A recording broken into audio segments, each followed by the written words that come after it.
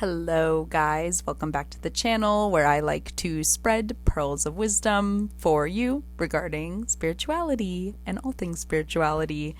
So, hi, if you don't know me, I'm Sophie Pearl, and let's dive into the topic today of inputs and outputs. I love this lesson. I love the spiritual lesson. I actually met a very karmic connection about a year and a few months ago, and he was the one that taught me this lesson because I asked him about his spiritual journey and his spiritual awakening and how it happened. And he told me that in high school he would watch a lot of spiritual philosophers on YouTube and listen to their lectures, but he was talking more so about people from the 20th century like Terence McKenna, Ram Dass, Albert Hoffman, those guys, the OGs. I mean, you could go back and say, there's some actual OGs, but let's just say these are the 20th century OG spiritual people from the Western world. And he told me that something he learned from Terence McKenna is that he learned that everything is in the universe is an input and an output. Think about the universe like an algorithm. Whatever you put in, like whatever combination of letters and numbers you put in, you are going to get a different search result each time. That is, if you put in different inputs. But so you just have to think about the universe as being this feedback system of inputs and outputs. Whatever you put in is going to come back to you. It may not come back to you in the necessarily same form. Like, let's say I'm nice to someone named Daniel. Daniel might not necessarily be nice back to me, but the universe is going to have registered that I was nice. That was the energy that I put in. Maybe I did something generous. Maybe I did something kind. That's the energy I put out. The universe doesn't have to necessarily give me that energy back through the same person that I gave it to, but it will give it back to me through some shape, form, or another, maybe through a different human being. And this is very important to know and love. This was very, very life-changing for me to find out, because basically this karmic relationship that I had with this person who told me about the inputs and the outputs, he really triggered my fight or flight mode with my relationship trauma. And I had the instinct that our relationship was feeling very unsafe, and I blocked him. And then shortly after blocking him, I cutting off contact, blocking him, not really having a conversation with any sort of closure or telling him why I was cutting him off. I just cut him off. And after I did that, I got a message from the universe that said, Sophie, remember the inputs and outputs. If this is the input you're putting in, it's going to come back to you. Like, if you're just going to block this person and ghost him, someone else is, it's not going to be him, but someone else is going to block you out of the blue and ghost you. And is that really the cycle you want to perpetuate? And that's why we get so stuck in cycles, because we keep feeding the feedback system inputs that we don't necessarily want, right? Like, feedback systems can be feedback loops can be positive or they can be negative.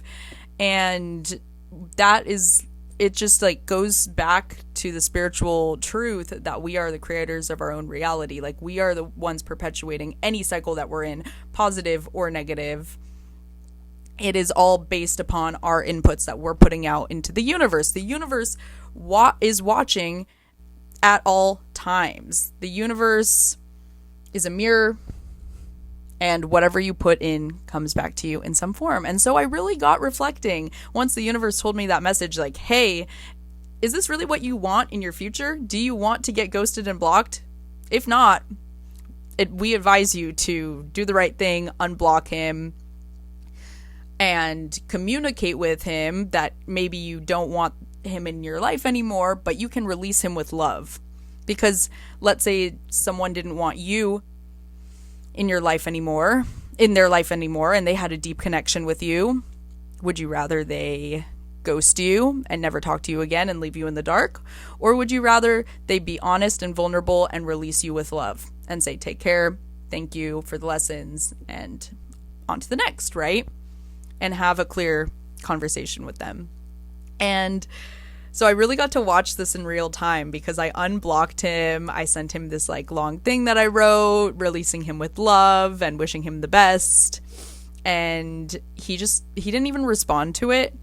And so this is what I'm coming back to, that like the universe isn't necessarily going to give you what you put in through necessarily like the same person or at the speed that you would like it to. But basically like a month later, after something else had happened between us. So he had given me his all-time favorite sweatshirt. It was worth like $180, and he had given it to me, and he said, please don't lose this, please hold on to this, please give it back to me at some point. Like, this is my favorite piece of clothing I've ever owned in my life. It's really special to me, really sentimental, has high value, like I'm trusting you with it, right? So in this moment of like before, when I had blocked him and ghosted him, I was like, oh, like I have this hoodie, I could easily just steal this and never give it back to him, because he lived super far away too. Like he has no idea where I live. We live hundreds of miles apart. I could have easily done something shitty and stolen his favorite piece of clothing ever. But then, you know, here we are again with the inputs and outputs. What would that be? Coming, like, do I want someone to do that to me? No, treat others the way that you want to be treated. Like, that's the golden rule. I learned that in kindergarten, and it's basically the same thing, that the universe is just a cosmic feedback loop.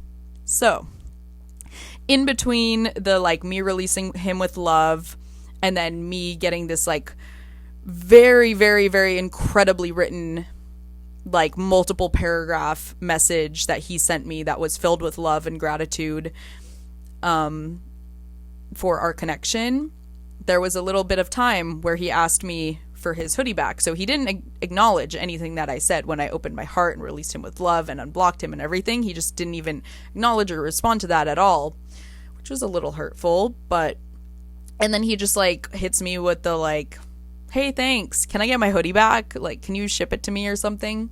And I just decided to do the right thing and brought it to him the next time I was in LA. And he was so grateful and stoked that I brought it back to him. He literally was so happy and grateful that I did the right thing. He was like, wow, you know, like I think it showed him like I am a good person with pure intentions. And it's because I understand this law of the universe, that what you put out comes back to you. But it's so funny because he was the one who taught me this lesson like maybe a month prior to all this, and then this is me experiencing it in real time, like testing it out. And so I give him the hoodie, and then like a week later I hear from him, and he sends me this really long, really beautiful from the heart message. It was like all the energy that I had put into being honest and vulnerable and releasing him with love vibes, that came back to me. It came back to me. I mean, it came back to me like a month later, like 3 weeks later, but it still came back to me. And I could just tell, you know, like I touched him. I showed him I'm a good person with pure intention. And then he decided to give that right back to me because obviously he knows that spiritual lesson as well, because he was the one that taught me. So that was really cool. And then also in that time period, Spirit had told me to sit in silence for 10 days.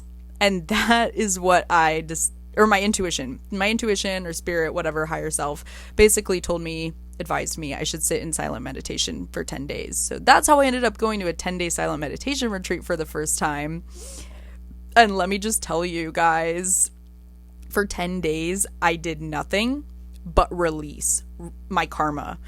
It got released, because nothing was coming in to my vibration. Like I was just sitting alone, observing the sensations in my body for 10 hours a day. Nothing new was coming in. I wasn't reading. I wasn't listening to music. I wasn't having conversations. I wasn't watching TV. I wasn't working. Nothing new was coming in. And so basically that allowed the universe to unravel all of the outputs, all of the karma that had been building up for like my entire life. Like I would say in those 10 days, 100 hours that I sat in silent meditation doing nothing, I was able to get back to like, I would say like 10 years of karma. 10 to 15 years of my karma got unraveled and released, and I learned so much from that experience. But afterwards, so that's the input. The input is I did literally nothing for 10 days but release. And the release happened like naturally. I didn't have to do anything. I just had to be, right? And so the input was silent meditation for 10 days. And guess what the output was? The output was I was writing the highest vibration I've ever been on in my entire life for the following 3 months straight. 3 months, you guys. I was riding so high. It was freaking epic. It was amazing. I felt so good each and every single day. I felt so light. I felt so free. I felt so liberated because I had just released so much suffering that I had seen that I was the creator of. I perpetuated all these cycles for years and years and years of loss, of pain, of grief. And when I allowed all that to unravel, I realized, hey, I'm the creator of my own reality. I get to choose how I feel. I get to choose my cycles and my experiences based on the inputs and outputs. And so something that I experience on the daily, actually, when I do silent meditate, because I try to silent meditate every day now, the input is the silent meditation. The output is being in alignment with the universe and experiencing lots of synchronicities. I don't know what's happening here. The universe is giving me a thumbs up. It's saying, yes, girl, keep it up with those inputs and outputs. So, if anything, I hope these stories inspired you. I could go on and on about inputs and outputs, and like I made a list one time of like every single input and then what I have noticed the output is. So yeah, just keep that in mind whenever you want to do something shady or uncool or hurtful. Just know if that's the input you're choosing, you're going to get it back. So like, just don't choose to do that. Choose to be kind, choose to be generous, choose to be loving, choose to open your heart. That's another big one for me with relationship trauma is like, we can be so stuck in this fight or flight mode because of our past trauma, and we want to jump ship. If we ever fear something is wrong, we want to ghost, we want to block, we want to run away. And I'm just here to tell you, think about if that's what you want to get in return, or if you want to break the cycle. So, you know, I would say vulnerability and opening your heart is the key with whoever you are dating, whoever you're pursuing, whoever you're in a relationship with. Don't let the trauma repeat itself. Sorry, that wasn't a super positive message to end on, but yeah, the universe will always respond through the outputs, and you are the conscious creator of your own reality, so you get to shift the inputs, you get to take aligned action, you get to cultivate gratitude and presence, you get to trust the process, you get to reframe your internal dialogues, as I was saying, like, okay, don't close your heart, open your heart. And at the end of the day, spirituality isn't about controlling the universe, it's about co-creating with it. So I'd like to ask you, what are you putting into your reality, and what would you like to receive?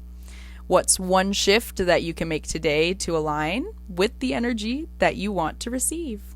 All right, guys, if you like this video, please give it a thumbs up. I really appreciate it. And leave a comment maybe about what you're trying to receive and what you're putting into your reality, and if you vibed with this message about the inputs and outputs. And I'll catch you next time on Pearls of Wisdom.